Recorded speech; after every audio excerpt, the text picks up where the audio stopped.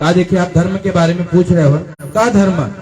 तो सूर्य महाराज बता रहे देखो भैया जीवों का परम धर्म यही है कि सवे पुंसाम परो धर्म। हाँ, मनुष्य मात्र का परम धर्म यह है ये तो भक्ति रधोक्षजे, भगवान श्री कृष्ण लाल के चरणों में भक्ति हो, यही परम धर्म है। हाँ? और जगत के धर्म को जानते हो, माता का अपना धर्म, पिता का अपना धर्म, पुत्र का अपना धर्म, बिटिया का अपना धर्म, और धर्म बदलता रहता है, ये तो जगत के धर्म है। लेकिन परम धर्म क्या है? परम धर्म है ये तो भक्ति रधोक्ष, भगवान के चरण कमलों में भक्ति हो जाना भैया, यही परम धर्म है। शौनकादि ऋषियों को श्री सूर्य महाराज बताते हैं। और कैसी भक्ति हो? अहेतु की अप्रतिहता, भक्ति कैसी होनी चाहिए? अहेतु की भक्ति हो। अहेतु की मतलब बिना हेतु की भक्ति, मतलब निष्कारण प्रेम करो भगवान से, और ये बहुत कठिन है। हाँ? जगत के लोग तो भैया स्वार्थ के नाते भगवान से प्रेम करते हैं। हाँ?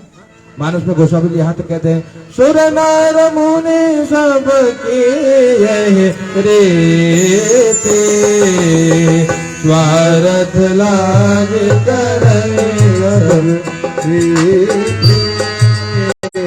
स्वार्थ लाग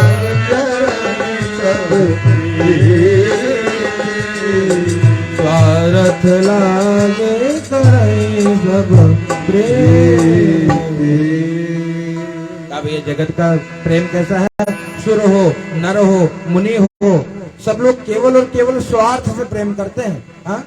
जब तक श्रीमती जी समय समय पर रोटी पानी की व्यवस्था करी तब तक तो खूब प्रेम है। हाँ? 3 दिन बीमार हो जाए, चौथे दिन पति की दशा देखना, तब पता लगेगा कि वास्तव में प्रेम है कि कुछ और ही पल रहा है। हाँ? जगत का प्रेम तो भैया स्वार्थ का प्रेम है। हाँ? जो जिससे भी प्रेम कर रहा है केवल कुछ न कुछ में स्वार्थ सन्निहित है, और जहाँ स्वार्थ नहीं होता, अगर ऐसा प्रेम है तो ऐसा प्रेम जगत में दूसरा कोई नहीं कर सकता। पर कोई करता भी है, वो कौन है?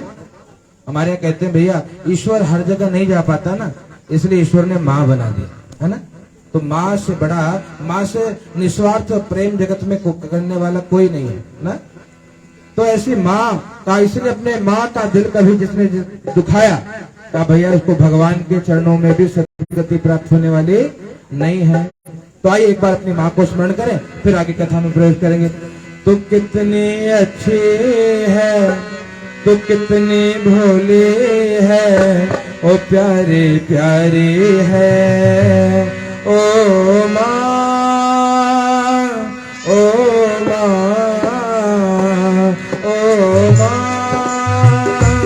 प्यारी माँ,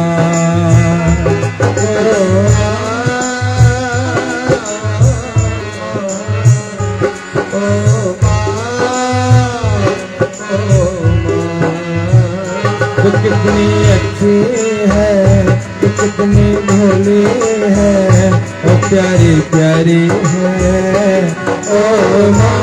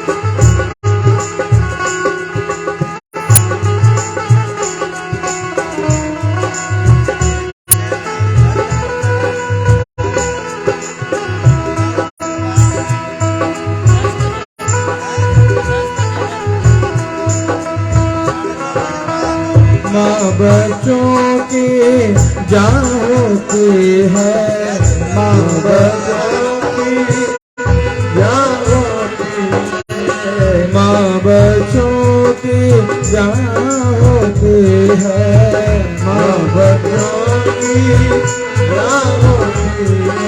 किस्मत वाले होते हैं वो जिनकी माँ होती है, किस्मत वाले होते हैं निदिया पे, ओ अपनी निदिया भी ओ तूने वारी है, ओ माँ।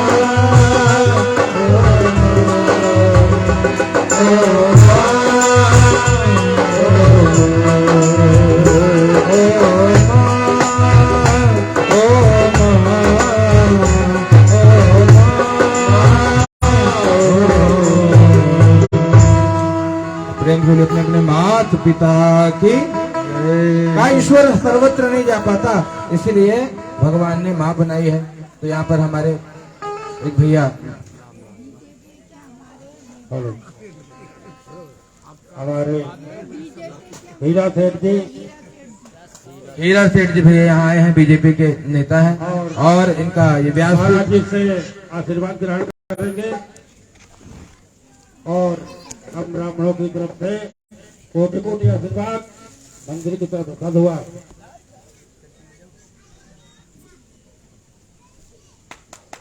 ओ व्यास महाराज की जय जय सीताराम। आइए तो आइए आइए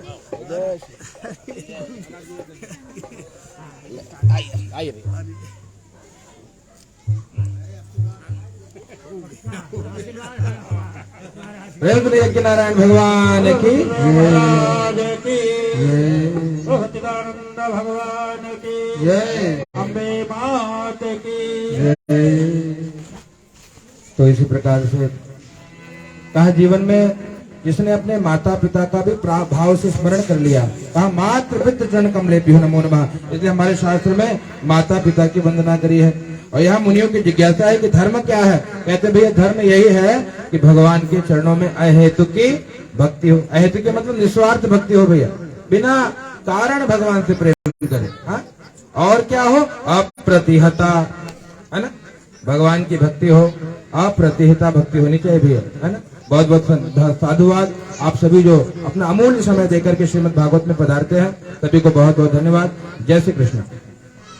तो भक्ति कैसी होनी चाहिए, तो सूर्य जी महाराज बताते हैं भैया भक्ति तो अप्रतिहता होनी चाहिए, है ना। अप्रतिहता मतलब कहा निरंतरम वर्धमानम, भगवान की भक्ति नित्य बढ़ती रहे ना। इसका मतलब आज एक माला जप किए तो कल 2 माला होनी चाहिए, है ना। 2 ना हो तो फिर 3 करिए, और 3 ना हो तो 2 रहने दीजिए, कम नहीं होना चाहिए। इसलिए किसी अनुष्ठान में कुछ लोग अनुष्ठान भी करें तो आज 1 माला किए, कल 10 माला किए और फिर परसों माला किए नहीं, तो कल्याण होने वाला नहीं है। भगवान की भक्ति कैसी हो, कहा भैया अप्रतिहता भक्ति होनी चाहिए, निरंतर बढ़ती रहे भगवान की भक्ति। हाँ, एक इसलिए हो सके रामचरितमानस के 1 चौपाई का पाठ करिए, है ना, अगर उतना हो सके ठीक है। और जितना हो वृद्धि क्रम में ही भगवान की सेवा होनी चाहिए, तब जाकर के जीव का कल्याण होगा। याद रखना, आप हम सुखी क्यों नहीं है, विचार करिए आप हम कितनी भक्ति करते हैं। सोमवार शनिवार आया 1 हनुमान चालीसा पाठ होंगे, है ना। रविवार को हनुमान जी अपने घरे, है ना। सोमवार को पूछने नहीं, मंगलवार को फिर लड्डू लेके जाए हनुमान ज्ञान गुण सागर, है ना। ऐसे काम चलने वाला नहीं है। अगर हनुमान जी से प्रेम है भैया तो क्या करना होगा, कहा भैया वह हनुमान जी स्वयं करते हैं, कहते हैं, गोस्वामी जी की रचना है क्या, जपत निरंतर हनुमत पीरा, है ना। संकट कटे मिटे सब पीरा। भगत श्री हनुमान जी की कृपा से संकट भी कट जाते हैं, पीड़ा भी मिट जाती है। कब मिटेगी, लेकिन जब जपत निरंतर हनुमत, जब निरंतर आप हम मिलकर के श्री हनुमान जी का जप करेंगे, सुमिरन करेंगे, सेवा करेंगे, तब जाकर के कल्याण होगा। ज्यादा कष्ट हो तो क्या करें, जो 7 बार पाठ कर कोई छोड़हि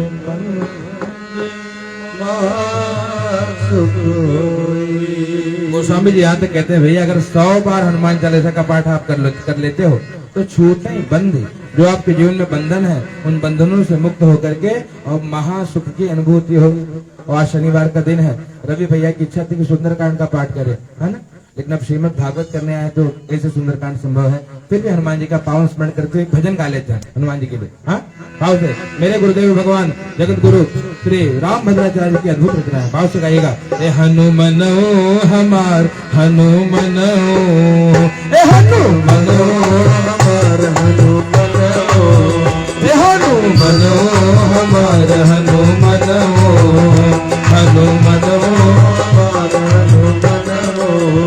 दुष्ट बल बुद्धि ज्ञान के निधनो, दुष्ट बल बुद्धि ज्ञान के निधनो, दुष्ट बल बुद्धि ज्ञान के निधनो,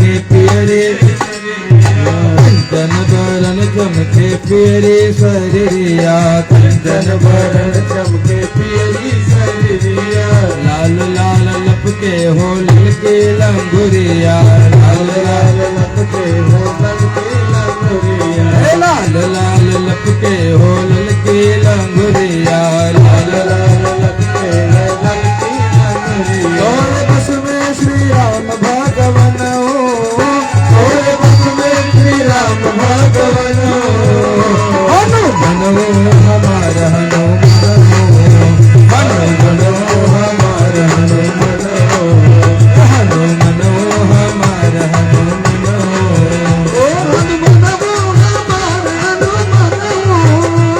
हनुमन हमार हनुमन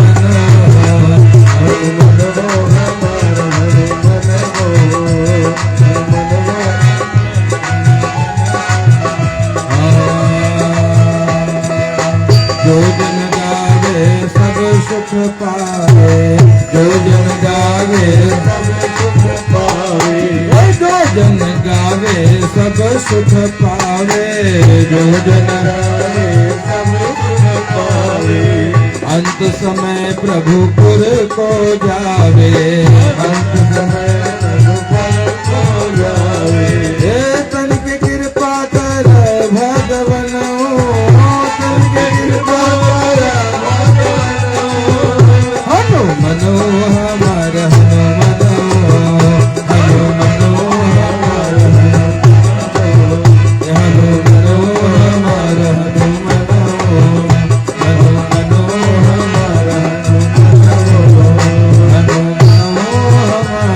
हनुमन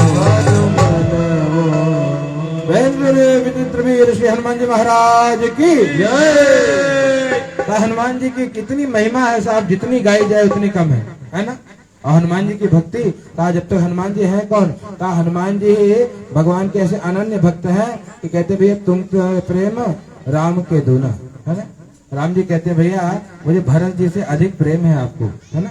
इतना प्रेम है श्री हनुमान जी को, क्यों कि हनुमान जी जिसने अपने मान का हनन कर दिया वही हनुमान है। तो ऐसे संत बलवंत श्री हनुमान जी की अद्भुत लीला है। कहने का केवल इतना अभिप्राय है कि आप सब हो सके तो प्रतिदिन हनुमान चालीसा का पाठ करिए, है ना। इससे आपके जीवन के सभी संकट कष्ट पीड़ा मुक्त हो जाएगी। नासे रोग हरे सब पीड़ा, हनुमान जी रोग को दूर कर देंगे, पीड़ा को दूर कर देंगे। और मनोरथ जो कोई लावे सोई अमित जीवन फल पावे। और मनोरथ जो कोई लावे, और जो भी मनोरथ आप ले आते हो का हनुमान जी की कृपा से वो भी आपको पूरे जीवन प्राप्त होता रहे। ऐसे हनुमान जी की महिमा है। और यहाँ आई कथा में प्रवेश करे मुनियों का प्रश्न कि भक्ति के कहा धर्म क्या है, तो वही आप याद कर लीजिए, भगवान के चरणों में प्रेम हो जाना यही धर्म है ना। और ये कब होता है, जन्मांतरे यदा पुण्यम तदा भागवतम लभे। जन्म जन्मांतर के पुण्य जब उदय होते हैं तब जाकर के श्रीमद् भागवत की कथा मिलती है।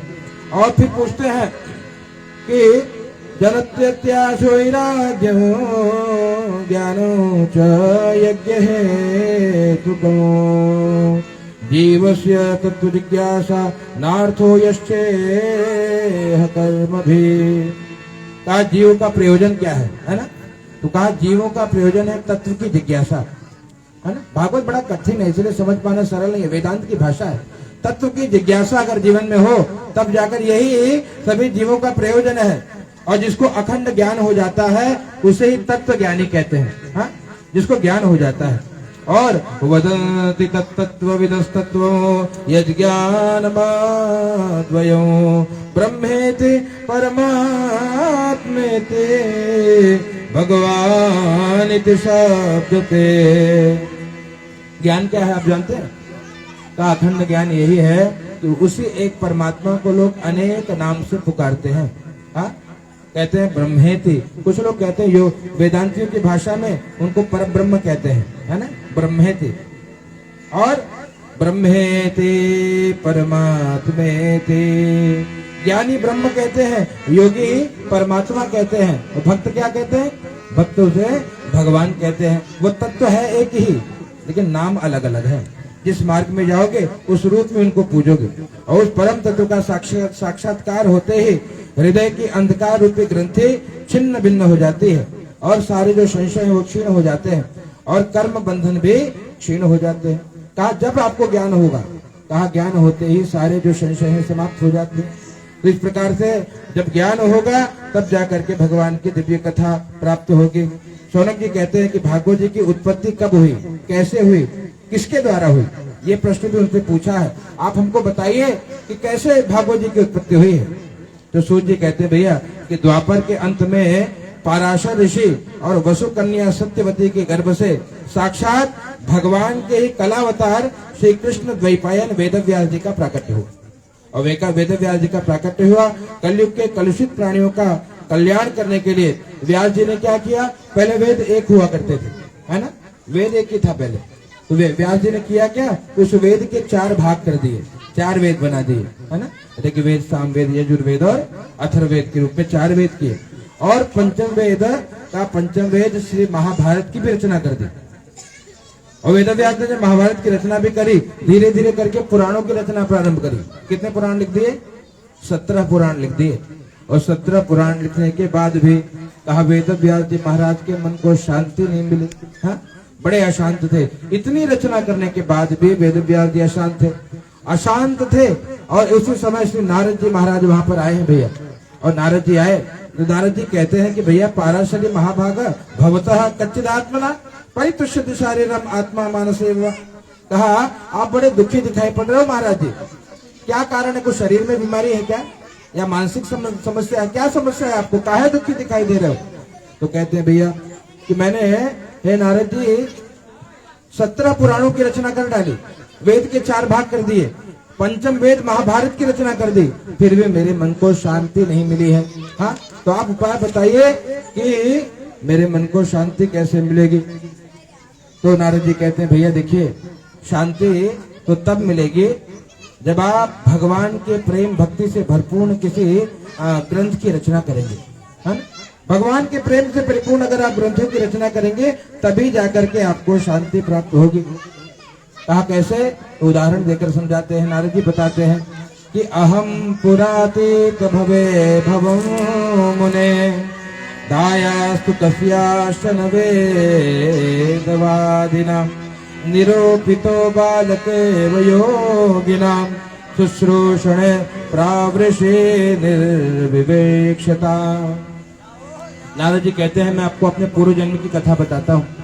नारद जी वेदव्यास जी महाराज को अपने पूर्व जन्म की कथा बताते हुए कहते हैं कि व्यास जी महाराज, पहले पूर्व जन्म में मैं एक दासी के गर्भ से मेरा जन्म हुआ था और वेदवादी ब्राह्मणों के यहाँ मेरी माता काम करने लगी। हाँ, और चातुर्मास करने गया तो वहां पर कहते हैं चातुर्मास करने के लिए संत मेरे घर में पधारे। और जब संत पधारे तो ऋषियों के कहने पर माँ ने मुझे भी ऋषियों की सेवा में लगा दिया। नारद जी महाराज अब ऋषियों की सेवा करने लगे। अग्रासन में निकाले हुए या बटलोई में लगे हुए अन्न को मैं दिन में 1 बार खाता था। याद रखना, प्रसाद क्या है, कहा भैया संतों का जूठा हो या श्री भगवान का जूठा ही प्रसाद है ना। इसलिए तुम्हें ही निवेदित भोजन करो। प्रसाद क्या, पहले भगवान को निवेदित करिए और फिर जब आप उसे ग्रहण करेंगे तो भोजन भी प्रसाद बन जाता है। तो इसलिए क्या करना चाहिए आपको, हमको जब भी घर में एक नियम बनाइए कि जो कुछ बनाइए आप श्री ठाकुर जी को भोग लगाइए, है ना। और तब अब जब भगवान को भोजन कराना है तो कैसा भोजन हम बनाएंगे, कहा सात्विक भोजन बनाना पड़ेगा। सात्विक भोजन बनाइए और भगवान को भोग लगाइए और उसके बाद जब आप उसे अपने परिवार के सदस्यों को वितरित करेंगे उस प्रसाद से बुद्धि शुद्ध हो जाएगी, है ना। इसलिए हमारे कहते थे पहली रोटी गाय की, गौ माता गावह, कहा गौ जो है वो वेद माता है, गाय जो है वो विश्व की माता है, गावो विश्व से मातरः, है ना। तो इसलिए पहली रोटी गाय की और अंतिम रोटी श्वान की कुत्ते को देते थे, है ना। तो आजकल विपरीत परिस्थिति है, पहली रोटी घर में पतिदेव को दे देते हैं, बेचारा गाय बना रह जाए, हाँ? और अंतिम रोटी स्वयं भक्षण कर लेते हैं, श्वान की तरह भों भों करते रहे। हाँ? तो ये परंपरा, इसलिए परंपरा विच्छेद होने के नाते ही हम दुखी हैं भैया। इसलिए जो परंपरा है उसी का निर्वहन करना चाहिए। तो जो आपकी परंपरा है, कहा हम क्यों दुखी हैं, विचार करके देखें अगर आप हम धर्म से विमुख होने के नाते ही दुखी हैं। जब जीवन में धर्म होगा ना भैया, तो सुख स्वयं ही वो चला आएगा, उसके लिए अधिक श्रम करने की आवश्यकता नहीं पड़ती। तो इसीलिए क्या करना पड़ेगा, थोड़ा थोड़ा करिए भगवान का नाम, थोड़ा थोड़ा जपिए, थोड़ा थोड़ा भगवान की सेवा करिए, थोड़ा थोड़ा कथा करिए। जरूरी नहीं कि श्रीमद् भागवत कथा ही श्रवण करें, हो सकता है कभी भगवान सत्यनारायण की कथा ही श्रवण कर लीजिए, है ना। और स्कंद पुराण की अद्भुत कथा है, त्वन्माया मोहिता सर्वे ब्रह्माद्यास्त्रिदिवौकसा न जानन्ति गुणारूपं किमाश्चर्यमिदं प्रभो। का भगवान की इतनी अद्भुत कथा है कि भगवान की माया में जगत मोहित है। हा? भगवान की जो माया है, भगवान स्वयं गीता में कहते हैं मम माया दुरत्यया, मेरी माया को पार पाना ये बहुत कठिन है भैया। और कौन माया पार पाता है, कहा जो भगवान के चरणों में जिसकी भक्ति आ जाती है, माया कहती है मैं उसका कुछ भी नहीं बिगाड़ती। तो इस प्रकार से यहाँ पर पूछते हैं कि न तद्वश्चित्रं पदम हरेर्यशो, कहा आपने भगवान के निर्मल यश का प्रतिपादन नहीं किया ना वेदव्यास जी, इसलिए आप दुखी हैं, इसलिए आपके चित्त को शांति नहीं मिल रही है। तो क्या करें, वेदव्यास जी महाराज नारद जी से कहते हैं कि नारद जी अच्छा बताइए हम करें क्या। तो नारद जी कहते हैं न यद्वचित्रं पदम हरेर्यशो जगत पवित्रं प्रगृणीत तद्वायसो देवमुषादिमानसा न यत्र हंसा निर्मल दुषेक्षया।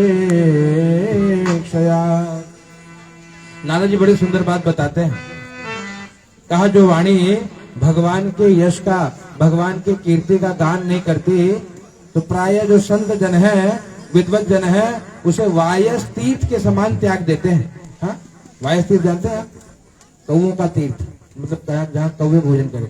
अपने गांव में इसको घूर बोलते हैं, है ना। घूर, जो घूर होता है, घूर के समान जो मुख भगवान के नाम को नहीं गाती, भगवान का नाम नहीं लेती, भगवान के यश की जो बुद्धि प्रतिपादन नहीं करती, हाँ ऐसे कहा बुद्धि को, ऐसे स्थान को कहा जो मनुष्य है, जो संत जन है, जो विद्वत जन है, वो घूर के समान त्याग देते, अर्थात वहां कभी नहीं जाते और इसीलिए शांति नहीं मिलती। शांति मिलेगी कहाँ, विचार करिए। शांति अगर आपको चाहिए भैया तो आपको मंदिर में जाना होगा, है ना। अगर आपके प्रांगण में देखिए भैया, बहुत दिव्य कबल देवी दुर्गा माता का अद्भुत मंदिर है ना। और प्रतिदिन आकर आप माँ की सेवा करें, आराधना करें, जप करें, तो माँ अवश्य कल्याण करेगी, है ना। लेकिन यहाँ आप स्वयं यहाँ रहते हैं, विचार करना कि आप स्वयं कितनी बार मंदिर में जा रहे हैं। हाँ, आसपास रहकर भी मंदिर की उत्तम व्यवस्था नहीं हो पाती, दिन में लाइटें गायब हो, हाँ कैसे सेवा हुई हो, बिजली का बिल भरा, हाँ ये तो कम से कम चकाचक करा। याद रखना, जब भगवती के घर में अंधेरा रखोगे तो आपके घर में उजाला कहाँ से होगा। प्रयास करिए कि जो लोग आप लोग कर रहे हो, प्रयास करिए कि भगवती के यहाँ भी व्यवस्था मिले, जैसे आप अपने घर की व्यवस्था करते हो। ये कहने का यही है, ये पीड़ा का विषय है कि जहाँ भगवती विराजमान है, साक्षात जगत जननी जगदम्बा माँ भवानी विराजमान है, हाँ वहाँ ऐसी व्यवस्था ना हो। तो प्रयास करिए आप लोग एक साथ मिल करके, अपना घर भले अंधेरे में रहे पर भगवती के घर में उजाला करने का प्रयास करें। ये कहने का यही अभिप्राय। क्यों? तो नारद जी यही कहते हैं कि भाई आपने भगवान के भक्ति का, भगवान के निर्मल यश का प्रतिपादन नहीं किया, इसलिए आपका जो जीवन है वो दुखमय है। तो नारद जी अपने पूर्व जन्म की कथा बताते हैं कि मैं दासी पुत्र था, संतों की सेवा करता था और संतों की सेवा जो प्रसाद मिलती थी वो प्रसाद मैं ग्रहण करता था। संतों के साथ रहने से मेरी जो मति है बड़ी निर्मल हो गई, है ना। मेरा मन भगवान के चरणों में लगने लगा और मुझे दिव्य ज्ञान का उपदेश संतों की कृपा से प्राप्त हुआ और इसे भी ईश्वर की इच्छा मान करके उत्तर दिशा की ओर जिधर संत गए थे, है ना, संत जाने लगे तो मैं भी उनके पीछे चलने लगा। और संयोगवश हुआ ये भी कि गोदोहन के लिए रात्रि में जब घर से मेरी माँ बाहर निकली तो सर पे दर्श लिया और मेरी माँ की मृत्यु हो गई। नारद जी बताते हैं, अब नारद जी अकेले करें क्या, माँ के पास माँ तो चली गई, संतों के पास पीछे पीछे नारद जी दौड़े हैं और एक सरोवर में स्नान करके जैसे ही नारद जी कहते मैं पीपल के वृक्ष के नीचे बैठा, देखा भगवान श्री हरि की वो दिव्य झांकी मेरे हृदय में प्रकट हो गई।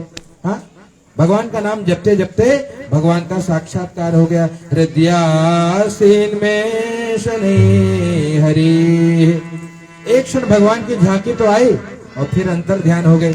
नारद जी बड़े विचलित हो गए। विपतु कषायाणा दुर्दशो हम कुयोगिना। नारद जी कहते हैं, व्यास जी, आकाशवाणी के शांत हो जाने पर मैं तपस्या करता रहा, भगवान का दर्शन पुनः पाने के लिए मैं तप करता रहा। कुछ समय बाद महाप्रलय हुआ, मैं दासी पुत्र से ब्रह्मपुत्र बन करके प्रकट हुआ। प्रेम सुनिए नारद महाराज की। और उसके बाद भगवान ने के पास जो वीणा थी वो वीणा नारद जी को प्रदान कर दी। देव दत्ता मिमां वीणा स्वर ब्रह्मा विभूषिता। कहा वो जो वीणा है वो भगवान ने आपको हमको भी प्रदान करी है। ये जो शरीर है यही वीणा है, और इस वीणा से भगवान के नाम को गाया जाए, भगवान का भजन किया जाए, तब जाकर के जीव को स्वयं में शांति और आनंद की अनुभूति होने लग जाएगी। लेकिन हम इस वीणा का प्रयोग कहाँ करते हैं? लड़ने में, झगड़ने में, गाली गलौज करने में। इसीलिए हम दुखी हैं भैया। इस वीणा का सदुपयोग करिए और भगवान का नाम गाइए। श्री नारद जी भगवान के दिव्य नाम का सदैव संकीर्तन करते रहते हैं, इसलिए जब खाली बैठिए तो भगवान का नाम गाइए। सीताराम सीताराम और सीताराम कहिए, जाहि विधि राखे राम, जाहि विधि रहिए। सीताराम सीताराम सीताराम कहिए, जाहि विधि राखे राम, जाहि विधि रहिए। सीताराम सीताराम सीताराम कहिए, जाहि विधि राखे राम, जाहि विधि रहिए। सीताराम सीताराम सीताराम कहिए, जाहि विधि राखे राम, जाहि विधि रहिए।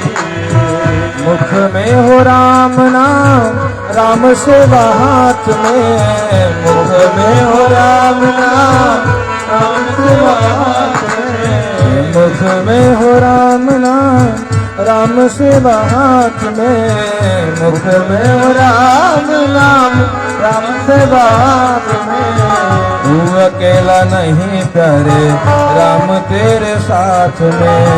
तू अकेला नहीं प्यारे, राम तेरे साथ में। मेरे विवाद बार बार राम राम कहिए, मेरे विवाद बार बार राम राम कहिए। जाहि विधि राखे राम, जाहि विधि रहिए। सीताराम सीताराम सीताराम कहिए, जाहि विधि राखे राम, जाहि विधि रहिए। जाहि विधि राखे राम, जाहि विधि राखे राम, जाहि विधि रहिए। मुख में हो राम नाम और राम सेवा हाथ में, है ना। क्या करें? देखिए, इस कलिकाल में व्यक्ति के पास समय नहीं है, और समय नहीं है तो किया क्या जाए? कहा जगत का काम भी करते रहिए और मुख से भगवान का नाम भी गाते रहिए। यही एक विधा है ना। मुख में हो राम नाम, राम सेवा हाथ में।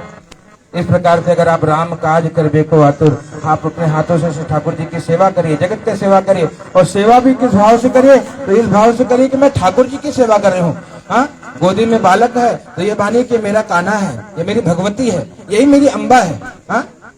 और जब इस भाव से उनकी सेवा करेंगे तो भगवती की सेवा का फल प्राप्त होगा, कन्हैया जी की सेवा का फल प्राप्त होगा, है ना। तो जगत का काम छोड़ना नहीं है। हम लोग तो गृहस्थी जन भैया। वो कहते हैं अगर घर से मंदिर बहुत दूर है, चलो यूं कर ले, है ना। घर से मंदिर बहुत दूर है, चलो यूं कर ले, किसी रोते हुए बच्चे को हंसाया जाए, है ना। ये भी एक सूत्र है जीवन का। तो मंदिर अगर दूर है, नहीं जा पा रहे हो, कोई बच्चा रोता रहे, उसको भी अगर आपके कारण उसके चेहरे पे मुस्कुराहट आ गई तो आज की भक्ति भगवान ने स्वीकार कर दी, है ना। शिव पुराण में कई जगह कथा है, भगवान ने बहुत परीक्षा ली है संतों की, भक्तों की। गंगा जल लेकर के कोई भक्त जा रहा है शिव जी को अर्पित करने के लिए, भगवान ही किसी गरीब के रूप में मांगते हैं, भैया मैं प्यासा हूँ, मुझे जल दे दे।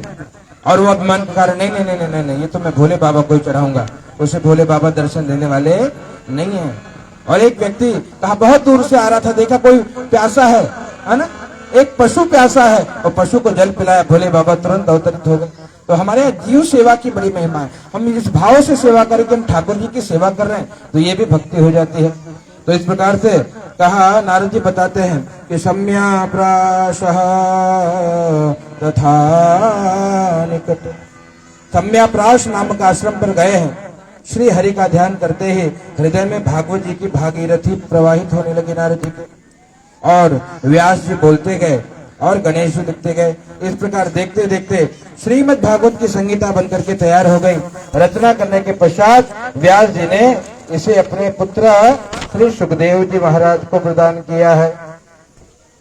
और सुखदेव जी महाराज को प्रदान किया तो शौनक आदि ऋषि कहते हैं, अच्छा महाराज जी, सुखदेव जी महाराज तो गौदोहन काल तक ही रहते हैं, है ना, जब तक गाय दुही जाए उतने समय ही सुखदेव जी कहीं ठहरते हैं, नहीं तो चल पड़ते हैं। तो सुखदेव जी महाराज कैसे श्रीमद् भागवत जी का उन्होंने अभ्यास कर लिया, है ना। तो सूत जी महाराज कहते हैं, आत्मा राम मुनयो निर्ग्रंथा अप्यरुक्रमे कुर्वन्त है तो किं भक्ति इत्थं भूत गुणो हरि। कहा सुखदेव जी महाराज परीक्षित जी को ही श्रीमद् भागवत जी की कथा क्यों सुनाते हैं, आप हमको बताइए। तो सूत जी महाराज कहते हैं कि भैया, हे शौनकादि ऋषियों, अब मैं आपको परीक्षित जी के जन्म की, उनके कर्म की और मोक्ष की तथा पांडवों के स्वर्गारोहण की कथा बताऊंगा। तो पांडव स्वर्ग में कैसे गए, परीक्षित जी का जन्म कैसे हुआ, हाँ, और कैसे उनको श्राप मिला और क्यों सुखदेव जी महाराज ने उनको कथा श्रवण कराई है। तो बताते हैं कि यदा मृधे कौरव सृंजयानां वीरेषु वधो वीर गतेषु वृकोदरावेथ गदाभिमर्श भग्नो रुदंडे धृतराष्ट्रपुत्र। का जब महाभारत हुआ, है ना, और महाभारत का युद्ध समाप्त हो गया, तो महाभारत का युद्ध समाप्त हो जाने पर भीमसेन की गदा से दुर्योधन का जंघा टूट गया, है ना, और जंघा टूट गया। तब अपने स्वामी का हित करने के लिए अश्वत्थामा ने क्या किया, कहा दुर्योधन जी के पास गए और कहा कि आप बताइए मैं क्या करूं। कहा भैया मेरे 100 भाई थे, है ना, और वहां पांडव 5 थे। मुझे दुख इस बात का है अश्वत्थामा कि हम एक भी पांडवों का बाल बांका भी नहीं कर पाए, मुझे इस बात की बड़ी पीड़ा है। तो बोले मैं क्या करूं, बोले मैं जाता हूं अभी 5 पांडवों को मार देता हूं, है ना, उनका वध कर दूंगा। बोले अच्छा क्या ये संभव है। अश्वत्थामा ने बोला मेरे लिए कोई यह संभव नहीं है, मैं तुरंत जाता हूँ, शीघ्र निकलता हूँ, है ना। रात्रि में अश्वत्थामा निकले हैं और अश्वत्थामा गए। रात्रि को 5 पांडव के समान ही 5 वहां विश्राम कर रहे थे, है ना। अश्वत्थामा ने 5 का गला काट दिया और गला काट करके ले आए, इनके पास, दुर्योधन के पास ले आए। तो कहा देखिए मैंने 5 पांडवों का वध कर दिया। दुर्योधन ने कहा ये संभव नहीं है भैया, हाँ, हम 100 होकर के नहीं कर पाए, तुम अकेले 5 का आपने वध कर दिया, क्या ये संभव है। और जैसे ही शीश पर हाथ लगाया, है ना, और मुख दबने लगा, वो कहा नहीं नहीं तुमने तो बहुत घोर पाप कर दिया। क्यों, कहा अब हमारे कुल में दीपक जलाने वाला भी कोई नहीं बचा, तुमने पांडवों के पुत्रों का वध कर दिया है ना। और इस प्रकार से उनको बताया कि तुमने बहुत घोर पाप किया है। और जैसे द्रौपदी को पता लगा कि सोते हुए मेरे 5 पुत्रों को अश्वत्थामा ने उनकी हत्या कर दी है, पुत्रों का मरण सुन करके द्रौपदी जी व्याकुल होकर के विलाप करने लगी। माता शिशूनां निधनौ सुतानां निशम्य घोरम्